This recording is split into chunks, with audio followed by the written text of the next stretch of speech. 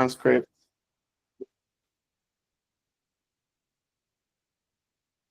Well, it wasn't me that did that, so somebody else did it, which is great. Good afternoon, good evening, everyone, and good morning for people who are in Canada. My name is Joe Kinvey, not Borderless Support, and thank you for joining us for this session, which is the tech stack for global first-time founders. Now, this is not your typical session where people go for fundraising, they're trying to raise money, We believe that being a founder is more than just fundraising. Not dismissing that, that's not part of it, but it's really, really important that we talk about all the other things. And I think we've got such a crowd here today. We brought together the best of the best in this space. They've done amazing things. And I will be moderating the session, but I'll just be asking the questions, and that's what I'll be doing. Yes, for those who don't know, Joe Kinvey, the founder of Borderless, and Borderless, we build infrastructure for people who want to. One of the products that we're also working on, and also something that isn't here, is we're building technology to make it easy for founders, especially founders, to raise from friends and family. But that's how much we're going to talk about funding today. But yeah, from Amanda, Jade, and Spiff. We're going to touch on so many marketing, branding, sales, infrastructure. I've got a ton of notes here, and I'm hoping that this is useful for many of you, especially first-time founders. So I'd love to know, it's always a good thing that I like to do to kick off these sessions and get a sense of who's in the room. Just use the comment section to let us know where you're dialing in from today. That's the first task. And if you're a founder, you can just react. Use the react button, the smiley face. Give us a thumbs up, or even a heart. That'd be pretty cool. I love to just know. Okay, we've got a lot of founders in the room, which is amazing. So you're at the right place. You're not lost. And it's always a pleasure to see many people from across the world. So we have London, Southampton, Johannesburg, Nigeria, London. Yeah, London is popular in the room today. Of course, that is in Canada. So Zurich. Oh wow, we have Zurich in the room. So yeah, that's we've got quite an audience, and of course a lot of founders. Okay, I'm gonna get it started. So Timmy, if you can help, maybe move on to the next slide. I think I've already passed that, and we can take down the slide and go straight into it. Right? Yeah, usually I would introduce folks, but I will give Jade the mic, maybe a 1-minute introduction about who you are. I think Timmy has done a lot of work to make sure that our friends on social know who you are, but we'd love to hear from you. Maybe one minute introduction about who you are and what you do, please. Sure. Hi, everyone. So my name is Jade Oyateru. I'm a co-founder, CEO at Uncover. Prior to Uncover, I think I'd spent probably over a decade of my career building global and local brands across FMCG, multinationals, and also e-commerce giants on the continent. And so Uncover is a brand we started about 5 years ago. It's a science-backed skincare brand that's inspired by K-beauty, but crafted for melanin-rich skin. So we are truly on a mission to make skincare inclusive, accessible, and also effective. So hopefully I made the 1-minute mark. That's perfect. Thank you. And I've got a couple of questions around your background, because I think it's super interesting. Also, we have some questions on Uncover. Amanda, over to you. Thank you, Joe. Thanks for having me. I'm very excited to be here today. So yes, my name is Amanda Dakoure. My last name doesn't appear on my photo there. Amanda Dakoure. I am an international business lawyer. I have lived and worked in several countries across a couple of continents. I've advised international financial institutions. I've advised global startups, fintechs, And now I run my own advisory firm, Wuli Group, where I work closely with founders to provide strategic, legal, regulatory, and compliance advice. I am also an angel investor, and I am passionate in helping African startups grow with intent. Thank you, Amanda. We're noting that Amanda and I worked together before at Paystack, and also Amanda supports us with all things legal and compliance at Borderless. So we spend a lot of time together every week, actually. Last but not least, Spiff, I'd love to quick intro, 1 minute, for people who don't know who you are in the room. All right, thank you, Joe, and hi, everyone. Good evening from here. My name is Spiff Moses, and the Chief Marketing Officer at CloudPlexo, where I work in helping developing the brand, scaling it and expanding it across different markets within the continent and beyond. Essentially, marketing has been an integral part of me. I've been, sitting in different marketing capacities from growth and we at CloudPlexo working directly with startups and engaging with ecosystem partners and stakeholders. It's been fun, great stuff, working directly with founders. And so, so pretty much that's it about me. Thank you, Spiff. I'm going to give you, or you can keep the virtual mic. So you're the CMO of CloudPlexo, and you've really ensured the firm's global visibility. All my friends are telling me that they're seeing CloudPlexo everywhere, which is pretty cool. My question to you is, how should first-time founders, especially the ones with limited budgets, think about marketing, especially when they're building global companies from day one? All right. So I think it starts with clarity, right? It starts with clarity, knowing your value proposition, your audience, the problem you solve, and leveraging. For us, most of the things that we've done is leveraging organic channels. That's what I call unconventional marketing approach, and sometimes we've actually used it, and it works so much for us, Joe, that you can never imagine. I think one of it was that collaborations we had with you guys at OAX earlier on. So leveraging organic channels like LinkedIn, partnerships, co-marketing, thought leadership. This sounds like a regular stuff you hear, but if you go deep, it's really super effective. And I would say for the last year, we worked with over 1,002 startups, had over 30 plus partnerships, worked with startups across the continent, and all these partners in places like Tunisia, Ghana, a bunch of places across the continent, essentially.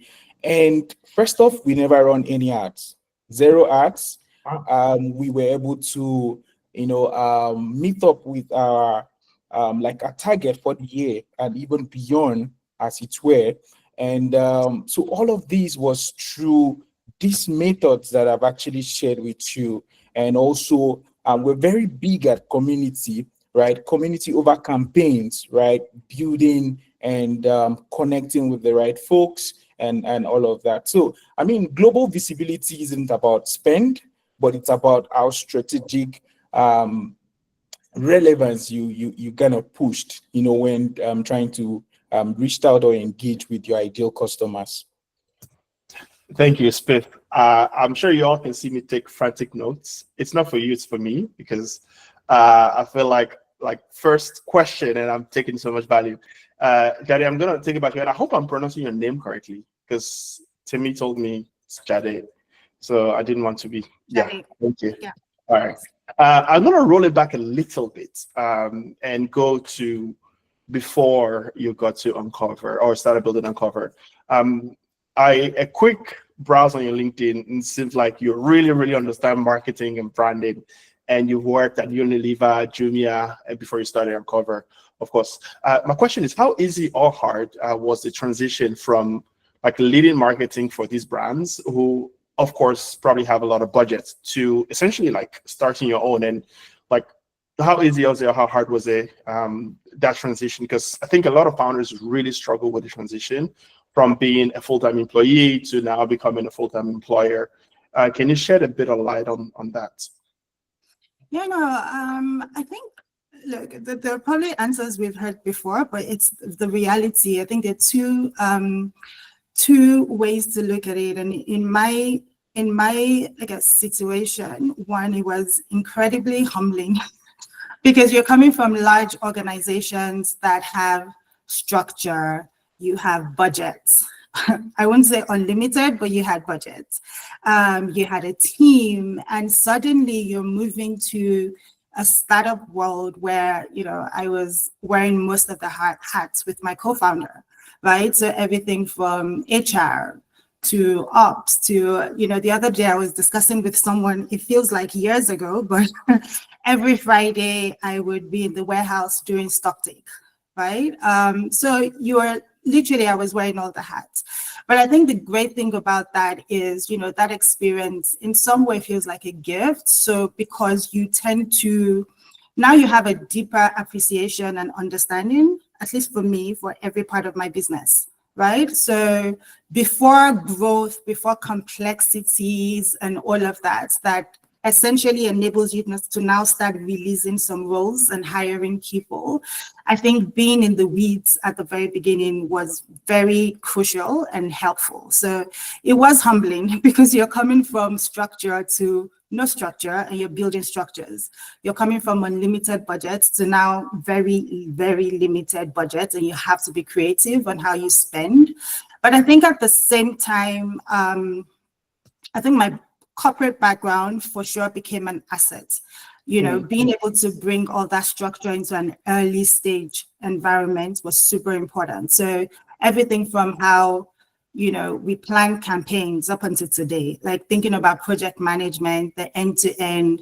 I'm someone who's very big on data analysis and dashboards and being able to track your data, right? And I think a lot of that, as you think about route to market and my experience at Unilever, where it was very, sales operations, marketing, brand building focused. I think bringing all of that into Uncover was very crucial for me at the beginning. So it came in handy, and I think how we position ourselves for funding and growth was a huge impact on how we've been able to set up Uncover, I'll say very professionally, right from the get-go. Not how typical, I think, startups would usually start the business. And so I think that has been truly beneficial and very crucial. So again, yeah, I think a lot of those things translated, even though it's a bit humbling, it did translate into, it translated really well. It's just that with the startup, you're now in a much leaner, more hands-on environment. But yeah, I would say it was both humbling, but I think extremely, extremely rewarding to be able to transfer most of those skills into building Uncover. Awesome. Yeah. So much to take away from it. Having the experience, haven't done it before, and also like being in the weeds. Like, yeah. Also, I'm a startup founder, and yes, I do everything. I don't enjoy it, but I have to do it. And I'm hoping that I can get to that stage where I can hire the right people. Now, so we've talked about going from 0 to 1. We've talked about like marketing and leveraging community. Let's talk about legal. Amanda, do startups need a lawyer from day one? Or what do they need from a legal compliance perspective? Yes, okay, so to answer your first question, do startups need a lawyer from day one?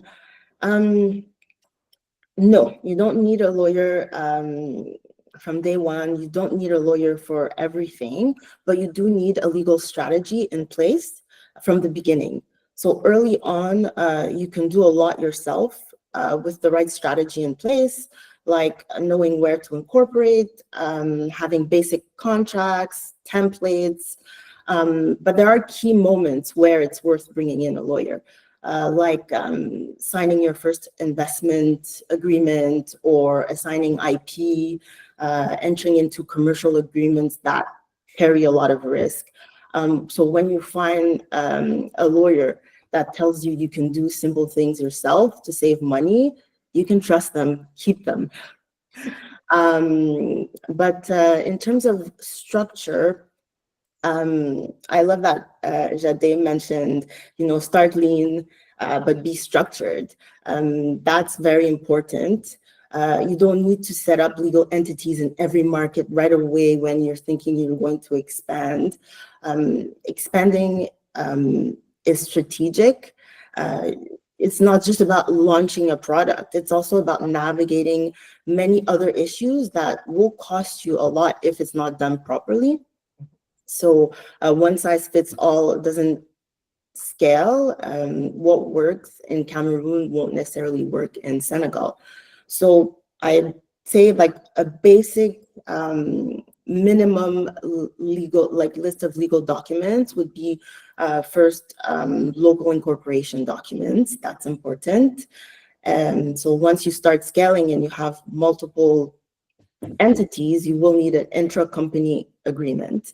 So that's between usually the holdco and the operation companies. And that would include service agreements, IP licensing, cost sharing, flow of funds to avoid double taxation issues, to avoid repatriation of fund issues. You also need IP protection. You might have registered your trademark in one jurisdiction, but you need to think of the others as well. And another important thing would be employment agreements or contractor templates. They might work in one jurisdiction, but they won't work in the other. You need to make sure they're compliant with the local labor laws. And also don't forget to add non-compete provisions, confidentiality provisions. On the compliance side, keep your entity compliant by filing your annual returns, tax obligations. Some jurisdictions will need you to file additional documents if you give out stocks. Make sure you're on top of that. There's data privacy as well. So we need to know which different agencies are out there and need to make sure you're compliant with them. And in terms of sectors, if it's a regulated sector, you might need a license, you might need a permit. Fintechs, health tech, education, they will most likely be regulated. And so if you don't have the funds to get those licenses right away, think of partnering with an entity that already has that license that you can leverage on for a short time until you have enough funding to get your own license. So yeah, that's the big lines.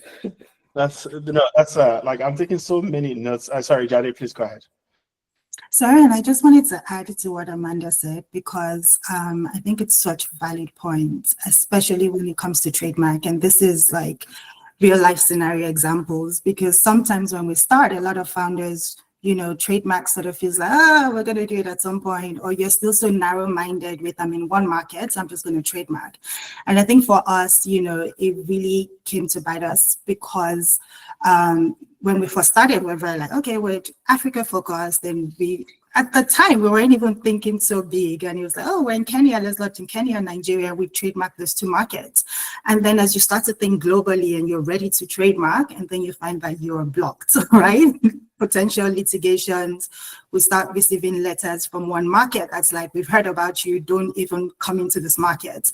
And that's a long-term implication of, do you now start to rebrand? You've already built brand equity. So no matter how small or early you think you are, I think there's some things you just think big picture and envision, and I think trademark is one of those things at the beginning to definitely think about. Yeah, thank you. Amanda and the team, they've had to deal with something with us, because like it's something that I didn't think about, and then the letters were coming. I'm like, Amanda, please come and take this. So yeah, no, thank you for sharing that. Jade, I'm actually gonna stay with you. Like Uncover has, like, you've raised some money, and the brand is very well known. Like, what type of funding does a business like yours need? It's not your standard tech company, right? It's tech enabled. You say you go to the warehouse. Like, what sort of funding does a business like yours need, and like, where does the money go? Because I'm guessing it's not straight equity. I'm guessing it's not like safes, things that people would be familiar with, especially in the in the tech space. But I'm guessing yours gets a little bit complex than that, right? Yeah, no, so I think it's a great question. For us, I'll definitely say it's a mix of different ways that we have raised funds, and especially like you rightly pointed out, at the very early days, trying to raise in a, I think, typical tech ecosystem was quite tough because a lot of people just didn't understand, and we're trying to break into a funding environment that typically wasn't there for our line of business in skincare. And so I think for us, we've had to raise equity, which we did. Equity first from, I guess, an incubator program. So Uncover was born out of Antler. Oh, wow. In Kenya. Yeah, we were born out of Antler. In Kenya 5 years ago in the middle of the pandemic. And, that gave us our very first funding.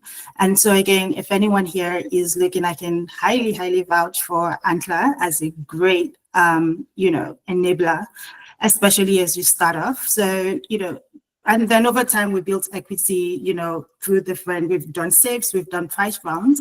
But I think equity ultimately helps us to build the brand and team, right? But we've had to get creative with things like working capital because, in my line of industry, we're working with tangible products, SKUs, and, manufacturers and suppliers and producing products. So for starters, I think one thing for us, obviously, is thinking about our route to market and making sure we have direct revenue in cash. So, we have a D2C channel, which is our website, and then we work with some of our retailers who also pay us direct cash, I guess what you call cash and carry. So that also is a big enabler for us to be able to fund, our inventory and day-to-day operations. And then the other way funds come in for us is also through something, invoice discounting. So where we have receivables, where we work with, especially if you're in the B2B space, again, very depends on your line of business, but if you're in the B2B space, you'll understand that sometimes you work with B2B partners, and depending on the credit terms that you have with them, it might take 2 weeks, it might take 30 days, 45 days, 60, sometimes 90 days, I think for some businesses, to get your cash. And so, being able to work with financiers like a bank who can provide invoice discounting, and they provide you that cash upfront. And 90 days or when you get your cash from the supplier, you pay the financier back.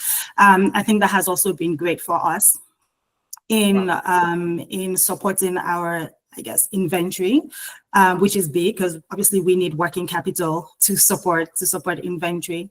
And then I think another mix for us, obviously, is building strong supplier relationships. So making sure we get really good flexible payment terms. And we're currently exploring debt financing as well. So when I say that, it's a mix. I think always as you grow, you sort of look at, in my next phase of growth, what type of funding support do I need to drive that next level of growth? So just saying, it's not always having to give up and dilute yourself in equity. It doesn't always have to be VC funding.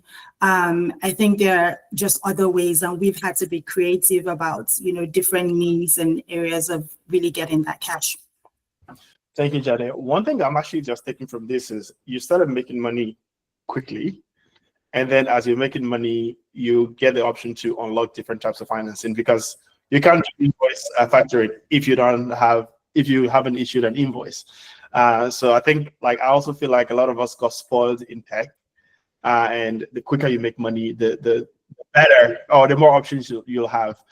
Spiff, I did not forget you. I know you're still with us. I'm going to switch a little bit, especially for you, because of the work that you do at CloudPlexo, and mostly infrastructure, cloud, the whole lot. What's the most common infrastructure oversight that you observe with early stage startups when they are attempting to expand globally? All right, thank you so much, Joe. Jade, good, awesome contributions there. So I think most founders, one of the common infrastructure oversight I've noticed working with a lot of founders is especially like us, where we provide cloud services, is most times they don't know the right CSP, what we call cloud service provider. They could actually leverage or use that can actually empower them to actually grow with them, empower them to, with new capabilities to drive innovations and scalabilities for their businesses, essentially. And I know Amanda was talking about compliance. Compliance is another thing, right? And looking at, you want to get a platform that a CSP that you can grow with. And for us, we try to help founders with the right CSP that as you're scaling, as you're growing, it won't just grow with you, but you can access a lot of resources that can actually help you bring your ideas into life, help you drive growth and profitability for your businesses, essentially. From the technical end, most of the times, because some of them lacks the technical expertise to actually leverage some of these platforms. I mean, these days we have gone as far as doing workshops just to help to sort out some of these things, master classes, and essentially. And one of the things you've noticed that there's what they call monolithic and microservice infrastructure, essentially. So monolithic infrastructure is like maybe having your front end, your UI UX, your database, all detached, and by the time you want to scale, of course, when you are a lesser team, you are at the early stage, it's okay, right? But by the time you start thinking of scaling, it becomes a bit complex compared to what we call microservice infrastructure, where you have everything, put together. So when you're scaling, it's easier for you to actually scale. So pretty much, I think, like I said, what we've been doing recently is by providing a lot of these founders, especially the early stage founders, with the right skill. And sometimes we go as far as upskilling their tech team with the right knowledge so that they could do the right thing from the get-go. Then another thing is infrastructure. When setting up your DevOps infrastructure, if you're not setting it properly, by the time you think of scaling, it becomes an issue. We have to start re-architecting your infrastructure. We have to look at it because it is not built for efficiency. You're talking about security. And one thing most founders don't know is that, I don't know, but I'm putting it out there. Most times VCs, there's what they want to see. They call it infrastructure due diligence report. They want to be sure that your infrastructure is okay, is authentic, and before they can actually throw in their money, right? So most of the times, most founders, they missed out in most of these things. But these are gaps we are gradually filling in, supporting most of the founders with all of these things. Thank you, Spiff. It sounds like it's a lot of stuff, and I hope that people who need help, they should reach out to you.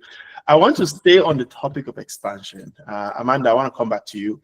I mean, you and I worked at Paystack, and we both worked on the expansion team. I'm keen to maybe just like learn from you, or not learn, but you worked at the AFDB, Paystack, and a lot of work you've done in the past. Like, do you have any advice from a legal perspective for founders who are thinking about expansion from day one? And somehow it feels like this conversation has gone to day one because they said the same thing. Like, if you don't fix it now, you have to fix it later. Same thing with Spiff. Like, from a legal compliance perspective, any advice for first-time founders who are expanding from day one? I think if you have any advice, I'll be super useful.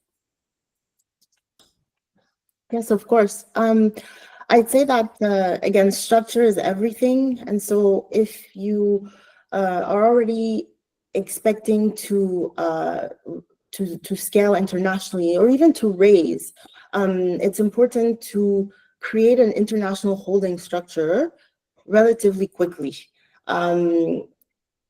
Most founders might register their first company locally, which makes sense. When they're starting out, that's where they're operating.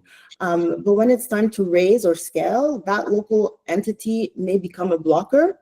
In terms of raising, many international investors won't invest directly in certain African jurisdictions just because of the regulatory complexities or capital controls, or they're just unfamiliar with the jurisdiction.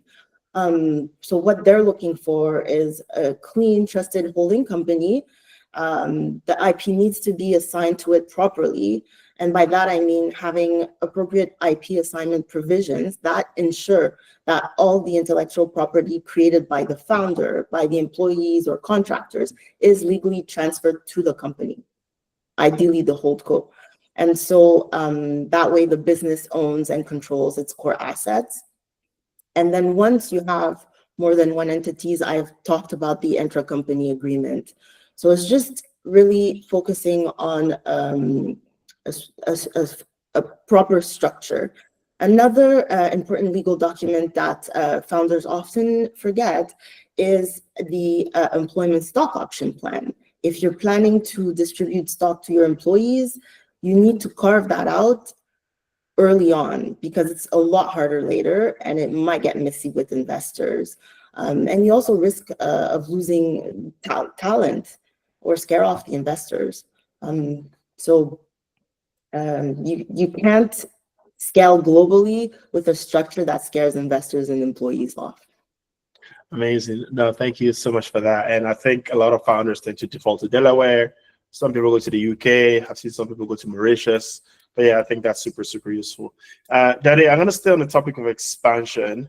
And I wanted to know, like, what were the critical decisions that you made early that really helped you scale the Uncover brand across countries? Because I know you distribute globally and like you're a truly global business. Any decisions that you want to share with the audience? Yeah, no, I think there are a couple of things that sort of went into that. From the onset, we knew that we were building an African brand with a Pan-African and global outlook. So we had to do, but staying focused, I think, and starting with Africa. So right now we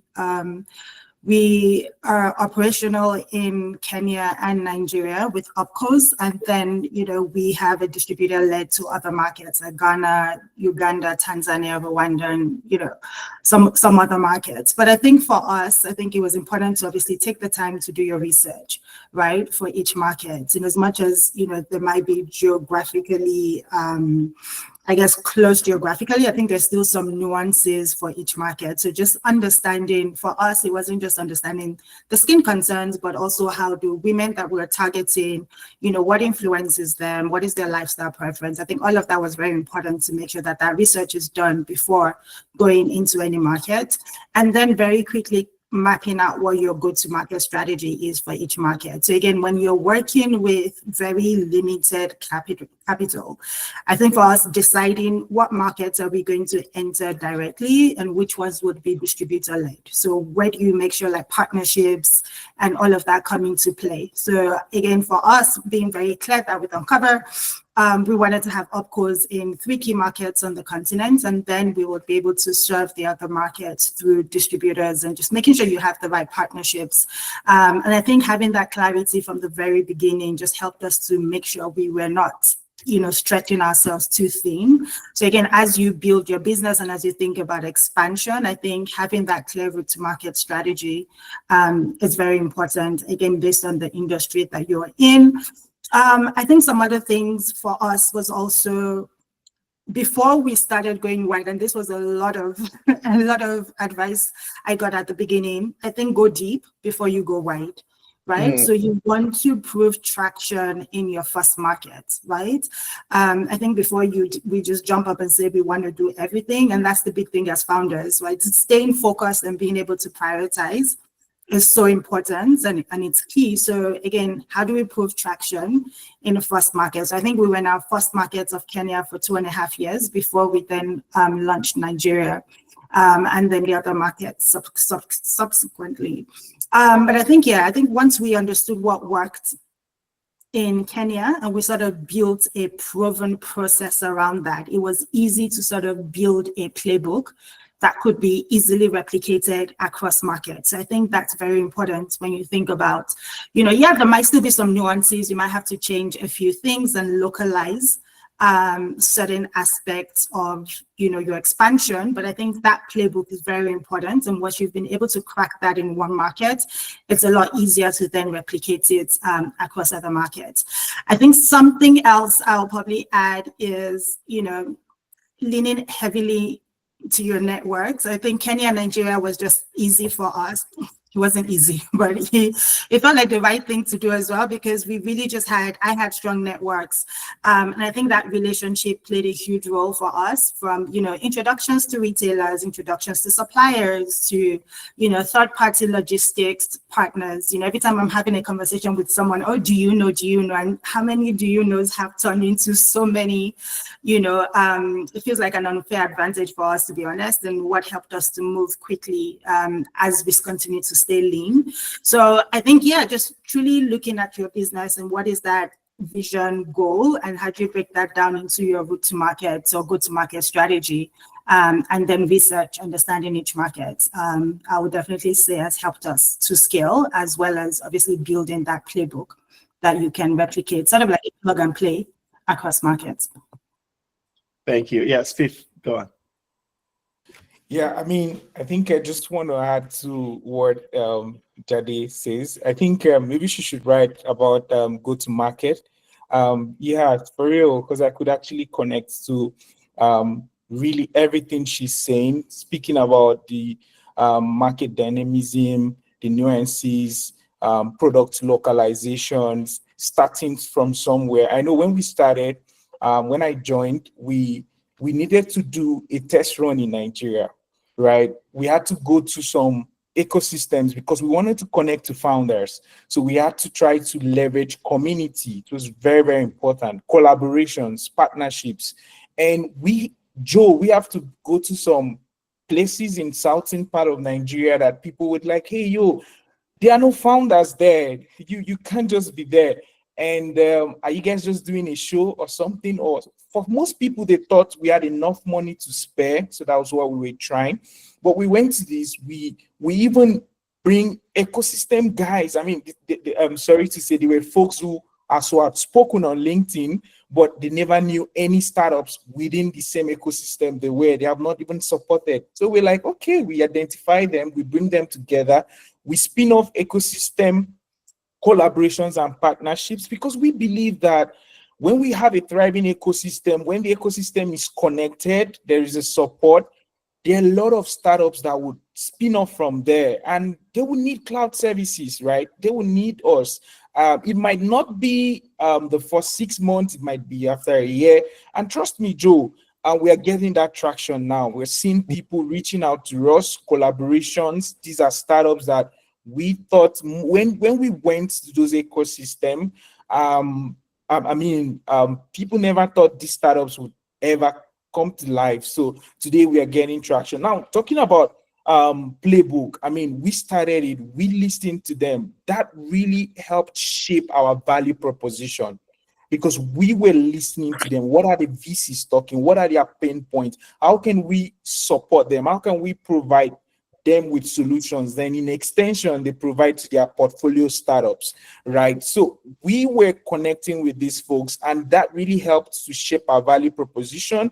By the time we were done, we were all over Nigeria. We have already created a playbook that by the time we moved to Kenya, by the time we moved to Ghana, it's just more or less like plug and play. But don't get it twisted, just like what Jade said. They're a little bit tweak here and there. Of course, you're talking about localizations, right? You're trying to localize the brand or the business wherever you are. And I think one thing most times I realize that most startups missed out is you also need to, apart from the market nuances, the cultural dynamism of that market, or you love to expand because some other startups, quote and unquote, are expanding, you need to think about purchasing power. Now, for the fact that Nigeria has 200 million people does not mean they have the purchasing power for a particular product. Now, I've been to Rwanda and we did a lot of stuff. Very small country and smaller population, and the ecosystem, you can't compare the ecosystem in some of the Eastern Africa compared to Nairobi.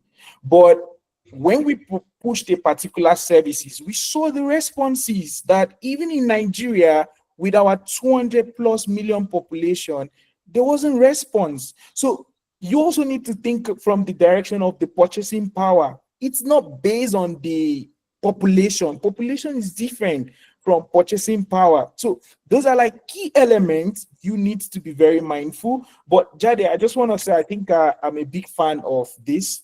So I got what. Hey. So I always have it in my bag wherever I'm traveling to.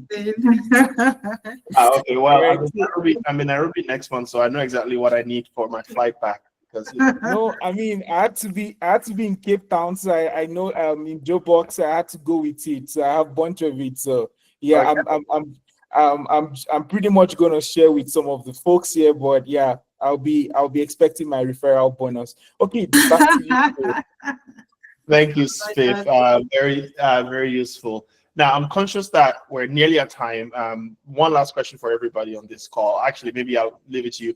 For folks who have questions, please, you can either drop your question in the comments. We'll take maybe 1 or 2 questions, or if we have time, we can just let you on mute to ask the questions. Spiff, I'm going to come to you, and then we'll wrap it up. Let me see. Where are my questions? Yeah. So it's going to hopefully be a short one. So CloudPlexo, you help companies save costs and scale securely. What should a startup prioritize first? Is it speed? Is it security? Or is it costs? You can give me a one-word answer, or you can elaborate. Over to you. Thank you so much, Joe, for that question. So cost is very important too, as much as speed. But let me stay with cost. A lot of startups, especially here in the global south, when they're growing, a lot of them are still bootstrapping, and they need a lot of support that they need to actually help them scale and build sustainably. Essentially, I think one thing we've also been able to do is that we provide these startups with a lot of perks in terms of credits and technical support, because a large chunk of them cannot afford it. So, so when we talk about cost, how you could actually, we've seen where for instance, we've seen how we've given startup up to $10,000 worth of credit, and within the shortest time, and this startup exhausted. For some, the credit expired without them able to utilize it so much. Some, it's the ability for them to even exhaust it before even launching some certain features. And what's this? Because some of them, they over provision. Like I said, it falls back to technical expertise, but it is very important. Like for the few startups we've supported, we've actually helped them beat down costs, because these guys are paying some of these things in dollar. So if you look at almost the whole African country apart from Tunisia, the currency, it's terrible, right? When you're converting dollar to whatever, especially quote unquote in a place like Nigeria. So so it's really a problem for them. So what we have able to do for them is that regardless, we do what we call cost optimization. Look around their cloud infrastructure, right? See how we can actually help them provision, because some of them over deploy.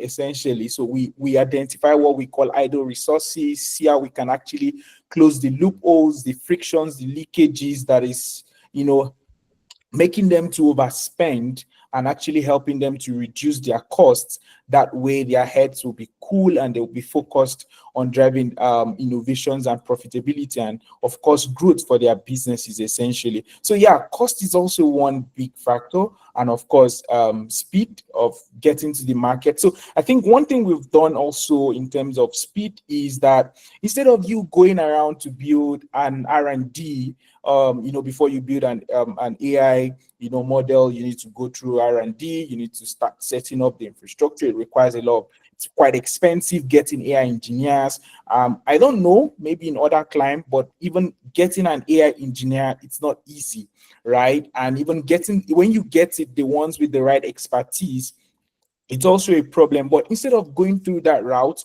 we already have what we call proof of concept, where you could actually come in share what you're trying to build, for instance, around integrating AI into your business. We could actually do a proof of concept for you to have a feel of what it looks like, so you can actually test it, right? Validate the product before, instead of going through the whole route of building the entire infrastructure, which is oftentimes quite more expensive, and it takes a longer period of time for you to actually get to market. So yeah, and also security is very important. We all know that. So I think I would just stop there. So it's all three. I am very conscious of time. Spiff, I'm going to give you like a slide after, so I can touch on CloudPlexo a little bit more. But Jade, what's like uncover the next 5 years? Where do we see you? Sorry, did you say uncovering the next 5 years? Correct. Yeah, where do we see uncover in the next 5 years? That's a really good question. So I think for me, look, we are growing. I think the biggest thing for us, we're very clear that we want to dominate the skincare space on the continent. And so I think for me, it's driving that growth and expanding into more markets, being the #1 skincare brand. Secondly, I think for me, the biggest one for us is right now path to profitability. So everything that we're doing is truly focused on, becoming profitable, definitely within the next 5 years as a business. So everything from how we are spending, our burn, our churn, revenue growth is very important for us to drive that. And I think we've now laid the foundation. We spent so much time on systems and processes, hiring the right people in the right seats, very clear accountabilities. We're automating and systemizing where necessary, and we now have funding, to support our runway. And I think now it's just going deep and driving growth for us, and hopefully getting to that profitability within the next 5 years. I think those are key things we're looking at: is driving profitability, and it's truly building our brand equity, positioning us as the #1 skincare brand on the continent. Amazing. Amanda, I see a lot of questions about legal in the messages, but I'm not going to ask them. I want to also ask, like, Wuli Group, where can people find you? How can they learn more about you? Because I think these questions will be here for an hour. So I think that it would really help if you can maybe just let people know how they can reach out for trademarks. Question. I think there's another question on like subsidiaries, holdcos. I'm already confused. But how can people find out more about you? Yeah, sure. So you can just link up on LinkedIn. You will find my website, wuligroup.com, as well. Just reach out. We can have a chat. I'm always happy to speak to founders, especially that are building for Africa. So yeah, I can definitely give some quick advice, and then we can also see if we can work together in the future. Amazing. Thank you, Amanda. Now, we got a lot of questions. I'm going to try to find the easiest one, so that we can cover it in less than 5 minutes.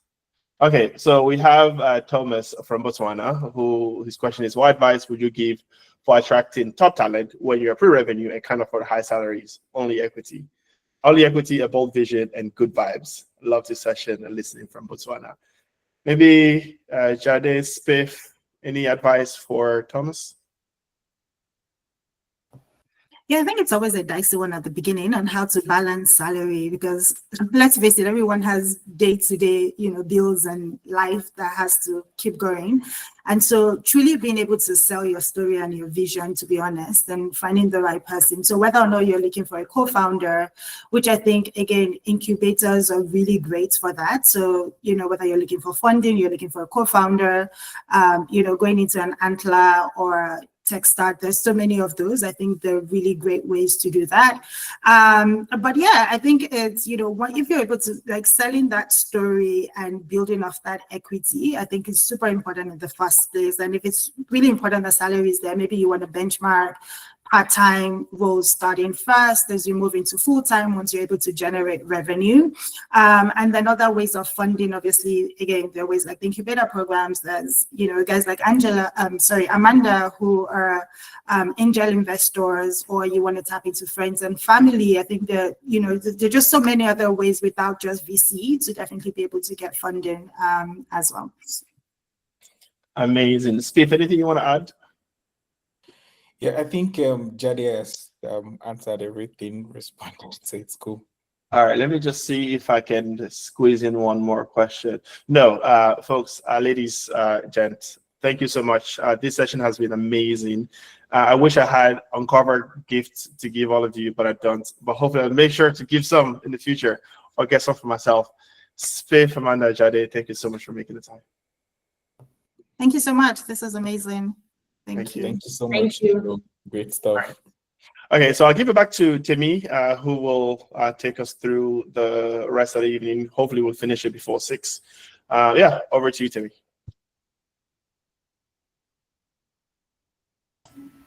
Hi, everyone. Thank you so much for joining us. So I would hand this over to Sia to just talk us through CloudPlexo, and this session was basically in partnership with CloudPlexo. So Sia, over to you. Thank you so much, Tammy, for that. And thank you so much. It has been actually a pleasure listening to everybody, including Spiff. Let me just start by introducing myself. So I'm Sia Singh. I am part of the team at CloudPlexo.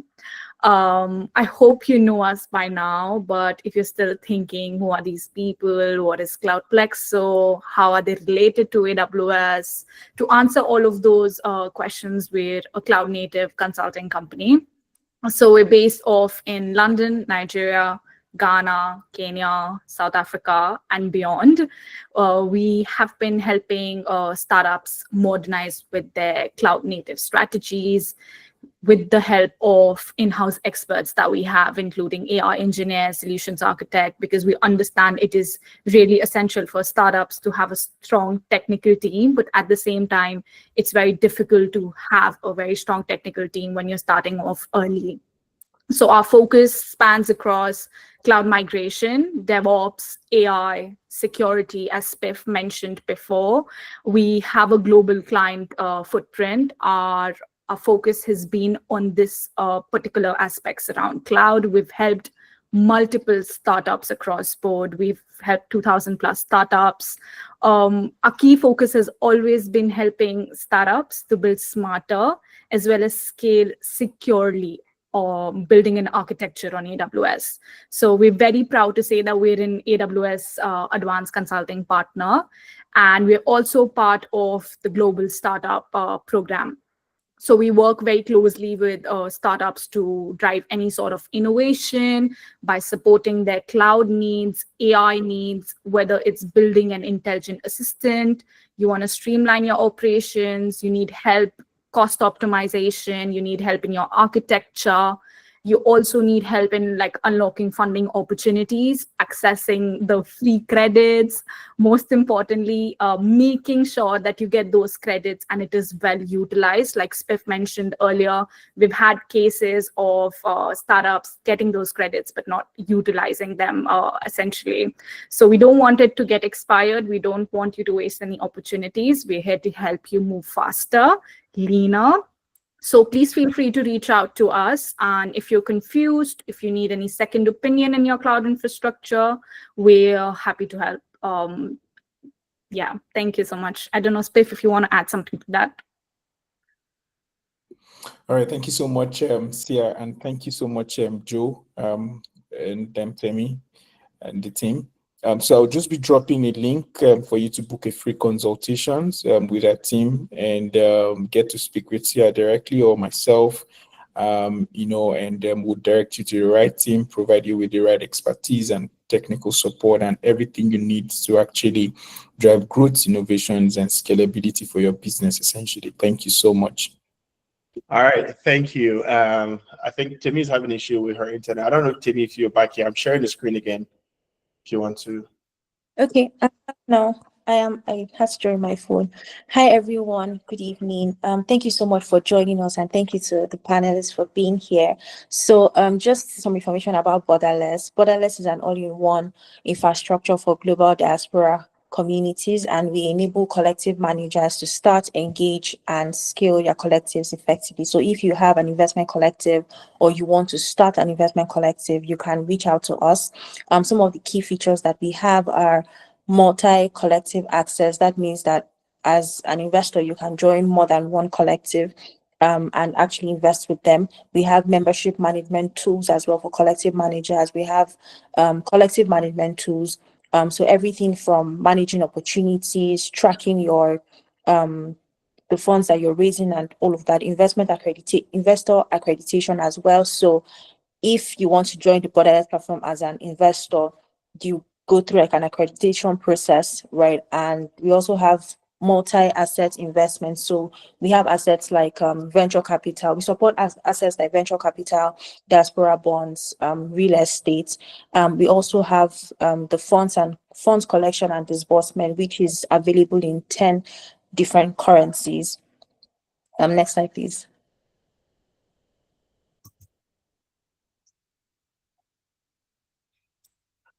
Okay, so thank you so much, everyone, for joining us. You can stay connected with Borderless on Borderless across all social media platforms. LinkedIn is at Borderless. If you have a question you want to ask us, you can either send us a message on WhatsApp. Our WhatsApp number is the last number there, +44. Just send us a message on WhatsApp. You can also scan the QR code to join our WhatsApp channel, and you can send us an email at hello@onborderless.com.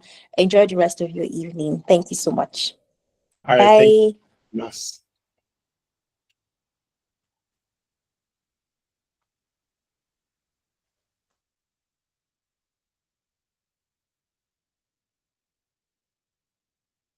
All right, thank you all. Good evening. I'm not the one recording.